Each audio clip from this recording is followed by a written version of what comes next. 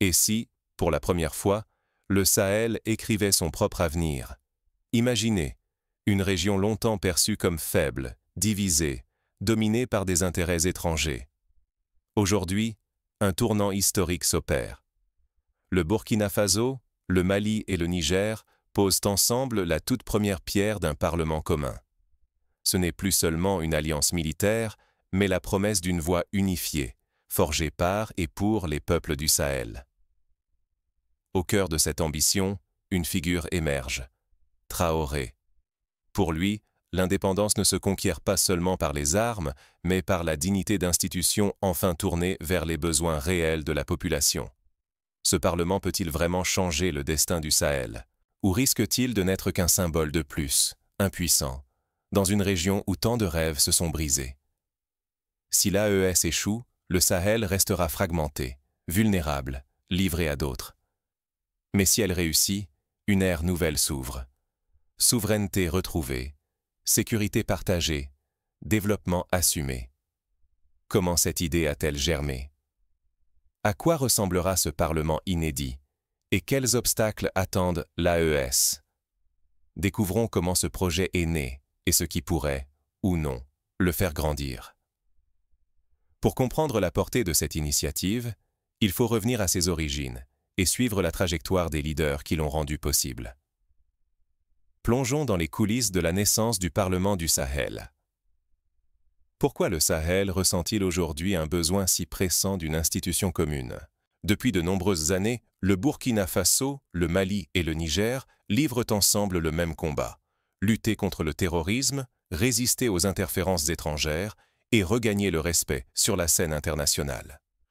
Mais jusqu'à présent, les décisions majeures étaient prises loin d'eux, dans d'autres capitales, sans que les peuples sahéliens puissent vraiment faire entendre leur voix.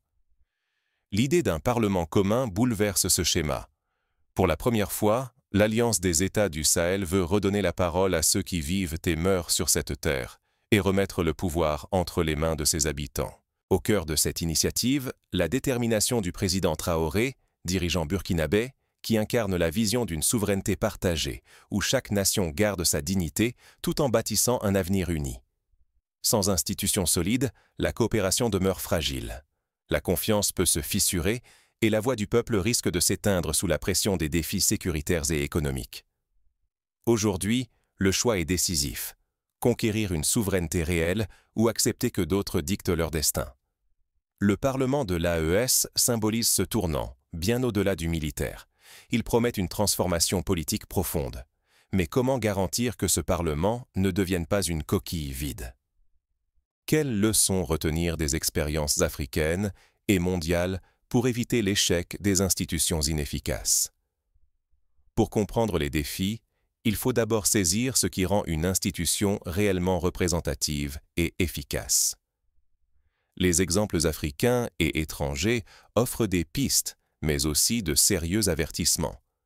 Le Sahel doit-il copier les institutions européennes ou inventer sa propre voie? C'est le dilemme central pour l'Alliance des États du Sahel, alors que naît l'idée d'un Parlement commun. À travers le monde, chaque région a tenté l'expérience à sa façon, avec des réussites et de sérieuses embûches. En Europe, le Parlement est le fruit de plus de 70 années d'intégration, de stabilité et d'élections transnationales. Son pouvoir est vaste. Il vote les lois, contrôle l'exécutif, décide du budget. Mais ses fondations reposent sur une histoire unique, difficile à transposer au Sahel, qui, lui, affronte insécurité et fragilités économiques. Copier ce modèle serait risqué et sans doute irréaliste. La CEDEAO, plus proche, a choisi la prudence. Son Parlement a d'abord été composé de membres nommés par les parlements nationaux, sans élection directe. L'institution avance à petits pas, limitant ses pouvoirs pour préserver la stabilité. La patience reste de mise, car l'unité régionale ne se décrète pas. L'Assemblée d'Afrique de l'Est a, elle aussi, privilégié la gradualité.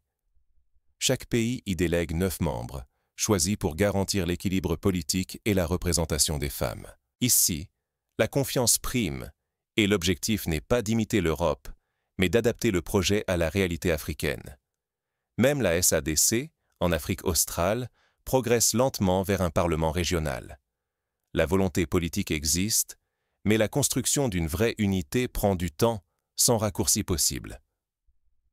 La leçon est claire. Il faut plus qu'un symbole. Un parlement ne sert que s'il incarne les réalités et les aspirations de ses peuples. Copier un modèle étranger, c'est risquer l'inefficacité, la frustration, voire l'échec. Pour Ibrahim Traoré, la priorité est d'avancer prudemment.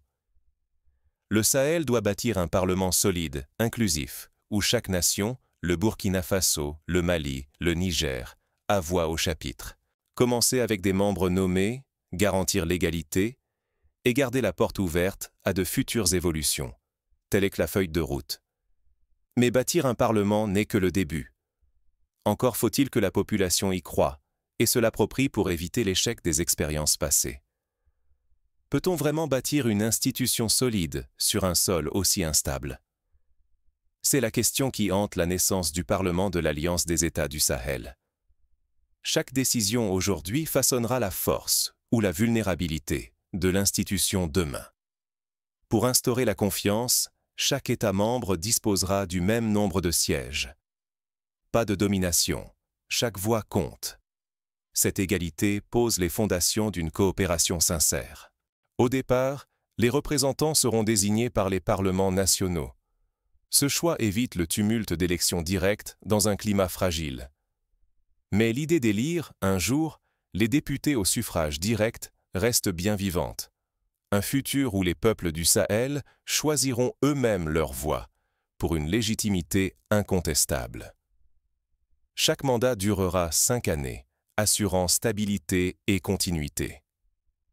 Pour refléter la diversité du Sahel, des quotas de genre et des mesures d'inclusion sociale sont discutés. Plus de femmes, plus de jeunes, plus de communautés représentées. Plusieurs commissions seront créées, sécurité, développement, infrastructures vitales. Chacune devra répondre aux urgences immédiates, sans oublier la vision à long terme. Mais une incertitude majeure demeure. Ce Parlement aura-t-il un vrai pouvoir? Sera-t-il capable de voter des lois contraignantes, de gérer un budget commun, d'intervenir dans la résolution des conflits?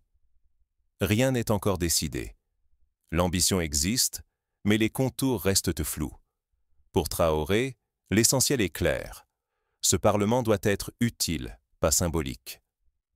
Sans moyens concrets, il risque de n'être qu'une chambre d'écho impuissante face à la gravité des crises.